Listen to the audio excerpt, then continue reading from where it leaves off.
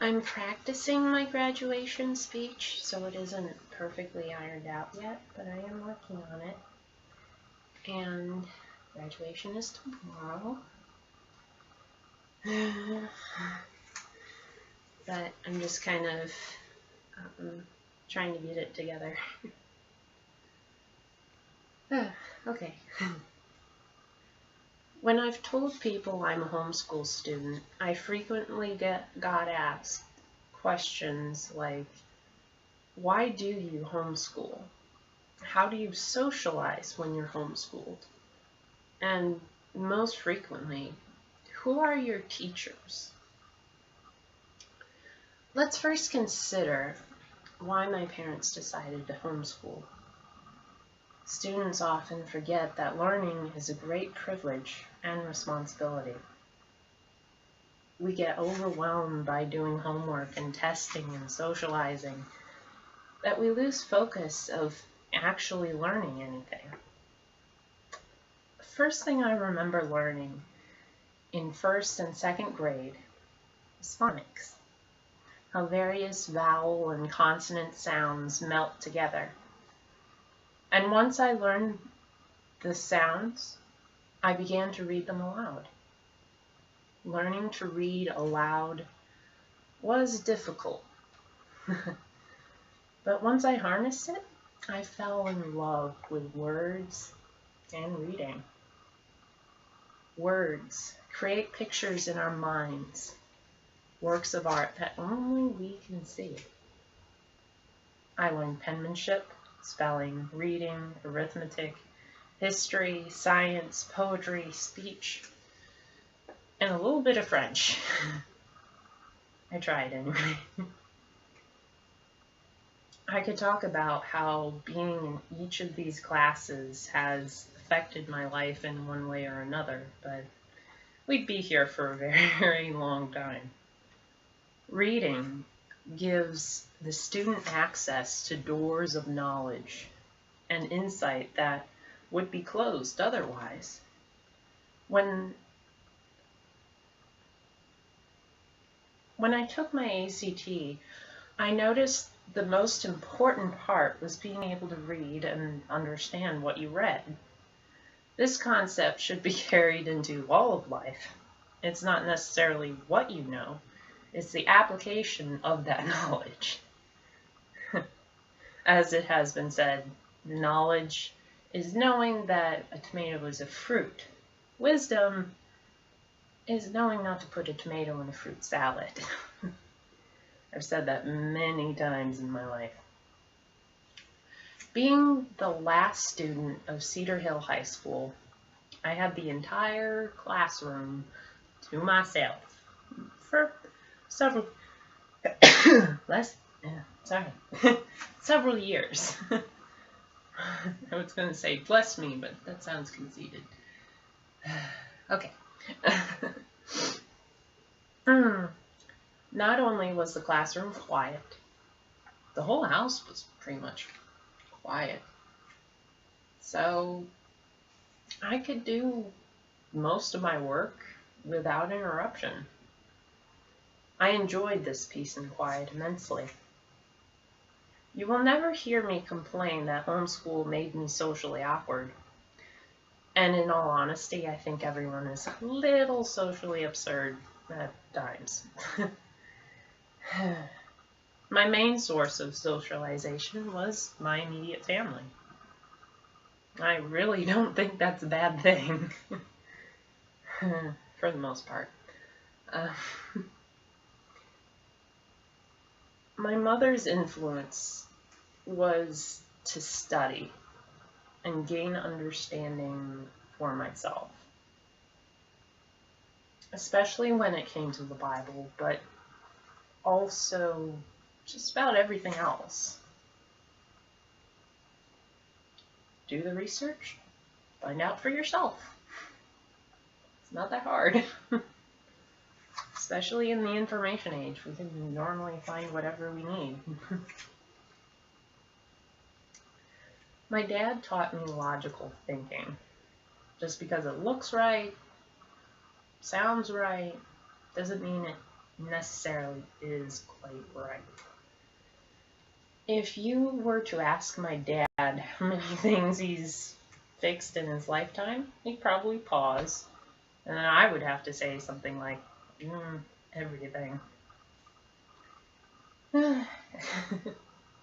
Cars, trucks, semis, plumbing, electrical, you name it, he's probably done it. He has been, and always will be, Randy to the rescue. My parents have been side by side for all these years, and have loved me unconditionally, which is a debt no child could ever repay. My brother graduated and moved out when he was 18, but I still remember him sleeping on the couch when he got home from work before he moved out. He taught me to dedicate myself to whatever job I'm given. His wife Jessica taught me quite a few things as well. We often talked about how fast time goes. You start school, you finish school, you perhaps get married and possibly have kids. Sometimes it goes by so slowly, and other times everything seems to be happening in a blink of an eye. Jessica has also taught me how to be the best wife and mother in some more difficult circumstances. My nephews, Jack and James, have changed the atmosphere of this house, and none of us here will ever be the same again. My sister Bethany is a skilled technological cuckoo nut, and I love her very much. Through our ups and downs, we learned how to live together, and then we had to learn how to live apart. Using our imaginations to entertain ourselves and playing, sometimes late into the night, with our blankets and stuffed animals, formed my happiest moments in childhood that I carried with me wherever I go. Bethany and my entire family shared their love for music with songs and whistling and piano music and, yeah, everything.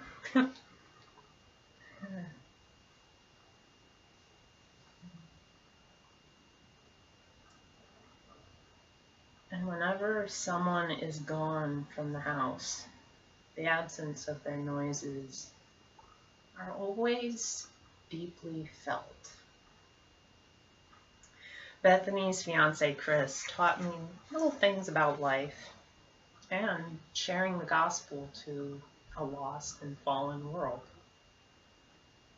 He also introduced me to In-N-Out Burger in Arizona, which, it's worth the hype. It's good. Trust me. My grandparents, who lived across the street, were an example of faithfulness and kindness.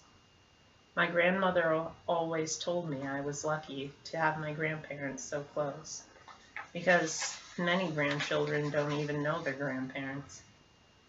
In her recent passing, I realized how lucky I was. My grandpa taught me to have a sense of humor about life, which has kept me sane through the worst of times. My family has shaped my character, and they have built me up. They have been my constant in an ever-changing world. Thank you. What's amazing about being part of a local church for most of your life is that you get to know the people fairly well. When people come to church for worship, they come from all walks of life. But we all unite under the banner of Jesus Christ. My church, Calvary Baptist Church, is part of my home and my family. I learned so much from all of you. all of the people I've met there. My Sunday school teachers dedicated time to me, so I would not only have knowledge of the Bible, but also wisdom to apply it to my life.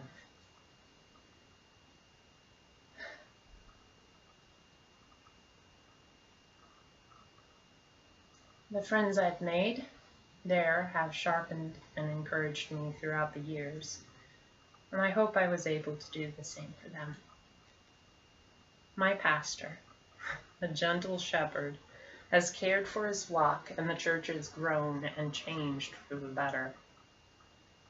If there was anyone who has taught me strength with meekness, it would be Pastor Dan Lindsay.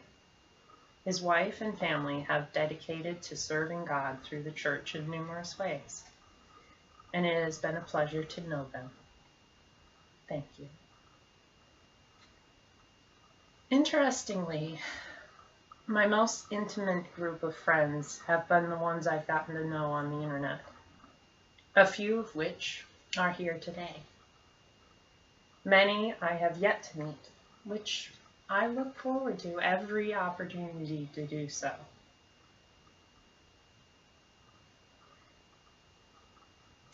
Often I communicate my thoughts better in written than spoken word. And my internet friends gleaned from that. But over time, I realized they helped me communicate with people offline in so many ways. One of my internet friends is here today. We met through similar interests, very similar beliefs, and mutual friends. We often say that our relationship is unique because we became friends by only reading the things we wrote to each other, and then eventually Skype calls and talking into late hours. James Lewis Carrig showed up at my doorstep in December and was given a great big hug. The amount of love and support he's given me this year has changed my life for the better. I hope and pray I can do the same for him for many years to come. All of my internet friends have been incredible. I pray for them daily. Thank them. Thank you.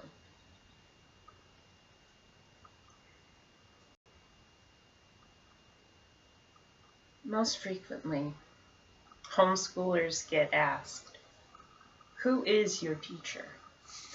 My mother was my sole teacher until 8th grade when I started video school, where I had many great teachers. From Mrs. Howe in algebra, Mr. Smith, or Mr. McBride in Bible, history, and economics. Mrs. Hicks and Mr. Ridgely taught the sciences. But most of my teachers were all of you. You have been the faculty and staff of Cedar Hill High School. I want to thank you for your service. Your influence, big or small, has impacted not only me, but probably many other students, homeschooled or not. Now that I'm going to a new state and a whole new set of teachers, I will carry with me everything I learned from all my teachers here.